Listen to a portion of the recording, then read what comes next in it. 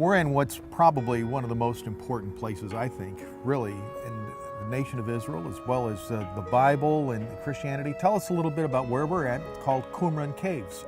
What's important about it? Well, it all started in 1941 when a young Bedouin shepherd climbed down to the cave over there and looking for a goat or a sheep, finding a clay-made vessel, a cylinder this big, open it up, finding pieces of parchment, and from that minute on, the story as we know it today, of course, he revealed the Dead Sea Scrolls, a codex of 3 different kinds of books, New Testament and Old Testament, prophesizing based on the Old Testament, and some sectorial writing about the group itself that used to live over here.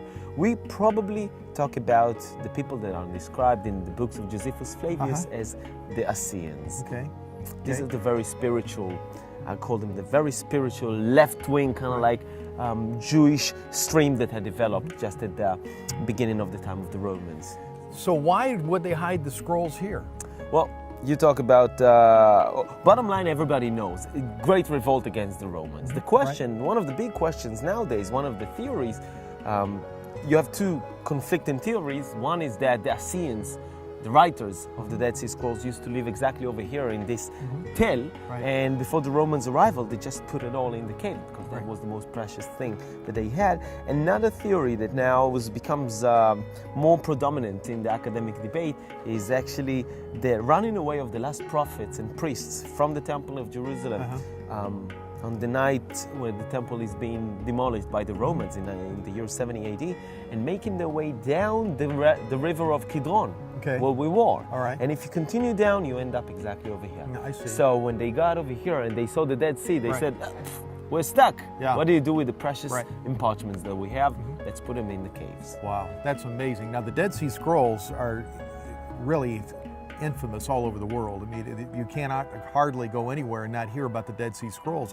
So they're now not here anymore, right? They're in a museum. Right. The State of Israel managed to buy big portions of the Dead Sea Scrolls, but you still have some pieces that are owned in a private market by many different individuals.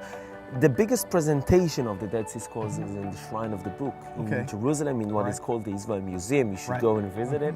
It's beautiful. There are some also bodies that preserve the Dead Sea Scrolls, amongst them the biggest one that used to be presented, but now it's only a copy that is located over there. It's obviously very dry. You're in the desert. You've got the Dead Sea, which you can't drink or use the water. Why would people live here? Right. You can choose to look at it as they were pushed back towards the desert because they were not strong enough. So they had to go to surrounding areas that are not as easy to live and maintain. Another option is that we are talking about a very spiritually valored group of people that reminds us of John the Baptist running away to the desert, dressing with camel's hair, walking around with his canteen of water and a stick, going around with the herds, with the goats. Yes, this is the panoramic view. Both theories, we don't know for sure, but if you want to talk about the forging Christianity, early Christians, then most definitely you can speak of people that broke away from Jerusalem and came over here to the desert to live and to be met by the obstacles that God is presenting in front of them. Well, it's pretty amazing. This is an incredible place, and we come here all the time with a group because it is so important, in all of our faith, to know that the Bible as we have it today is pretty accurate according to the Dead Sea Scrolls that were found here. Right. If you're taking an overall overlook of the Dead Sea Scroll Codex, then the biblical text, 95% of them completely match what we have as for the biblical text nowadays. Wow, that's fantastic.